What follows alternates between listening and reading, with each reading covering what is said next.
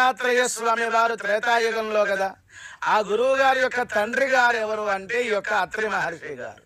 త్రివిధ తాపత్రయ రహిత, ఈ యొక్క 3 రకములుగా ఉండే తాపత్రయాలు, ఆధ్యాత్మిక, ఆధిభౌతిక, ఆధిదైవిక దుఃఖత్రయాలు కూడా తొలగింప చేసుకున్నటువంటి స్వామి. ఆయన యొక్క భార్య అనసూయ. కశ్యప ప్రజాపతికి 8 మంది ఆడపిల్లలు, 1 మగపిల్లవాడు. వారిలో 8 మంది ఆడపిల్లలలో అనసూయ అమ్మవారు ఒకరు. ఆ అమ్మ ఈ యొక్క అత్రి మహర్షి గారిని వివాహం చేసుకున్నారు. గర్భము లేదు, కష్టపడి కన్నది లేదిక భారసాల సందర్భము లేదు.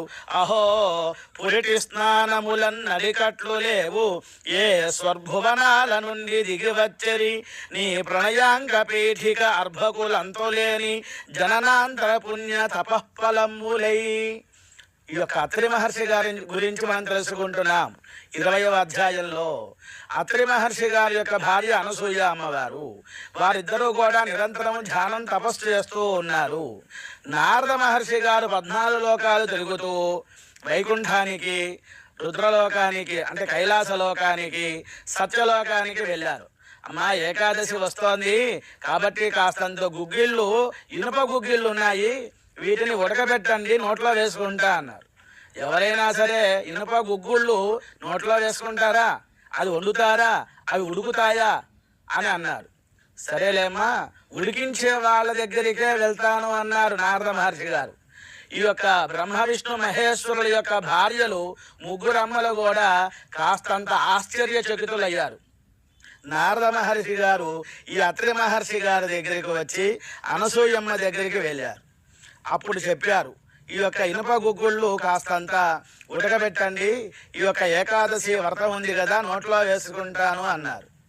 అమ్మవారు ఒకసారి తపస్ప్రభావంతో కళ్ళు మూసుకుంటే, ఓహో నారద మహర్షి గారు ఈ విధంగా పరీక్ష కోసం వచ్చారా అనుకున్నారట. ఆ విధంగా గుగ్గుళ్ళు చేసింది అమ్మవారు, ఈ యొక్క అనసూయ అమ్మ. చక్కగా ఆయన నోట్లో వేసుకుంటూ కైలాసలోకానికి, అదేవిధంగా సత్యలోకానికి, వైకుంఠలోకానికి వెళ్ళారు.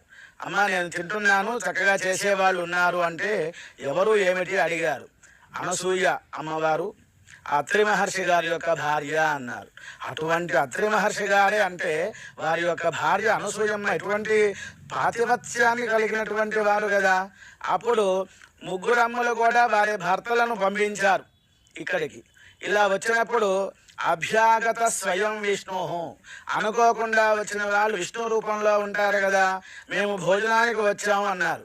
సరే అని అత్రి మహర్షి గారి ఆశ్రమానికి వచ్చారు బ్రహ్మ విష్ణు మహేశ్వరుడు. చక్కగా నవకాయ పిండి వంట ఏర్పాటు చేశారు, భోజనం పెడుతూ ఉన్నారు. ఇంకా ఔపోసన వేసుకోవాలి. అప్పుడు అన్నారు, మీ యొక్క వంటి మీద వస్త్రాలు లేకుండా ఉంటే మేము అప్పుడు భోజనం చేస్తాము అన్నారు. ఆశ్చర్యం వేసింది.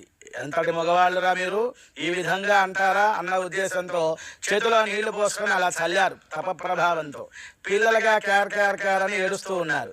ఆ పిల్లలకి చక్కగా ఒళ్ళో కూర్చోబెట్టుకొని ఆదియును అంతమే ఎరుగనట్టి మహామహిమాఢ్యులైన బ్రహ్మాదులకు ఉగ్గు పెట్టి వడియందిడి జోలలు పాడు పెద్ద ముత్తైదువా ధన్యురాలు కదమ్మ తదద్వజ్జుల కీర్తి కీర్తికానాదము మ్రోగే స్వర్గభువనమున దైవతాముని వీణపై. ఈ విధంగా నారద మహర్షి గారు చక్కగా మహతి అనేటువంటి తుమ్మర మీద మీటుతూ ఆనందపడుతూ ఉన్నారు. అప్పుడు ఈ యొక్క విషయం తెలిసింది 3 అమ్మలకు. వాళ్ళు పరిగెత్తుకుంటూ వచ్చి కొంగులు బట్టి మా పసుపు కుంకుమతో పతిభిక్ష పెట్టి మా మంగళ సూత్రములు నిలుపు మంచు సరస్వతి సర్వమంగళ మంగళ దేవతల్ ప్రణత మస్తకలై పడియున్నవారు నీ ముంగిట యందు నారదుని మోమున నవ్వులు నాట్యమాడగన్. ఈ విధంగా ముసిముసి నవ్వులు నవ్వుతూ ఉన్నారు నారద మహర్షి గారు. ఈ యొక్క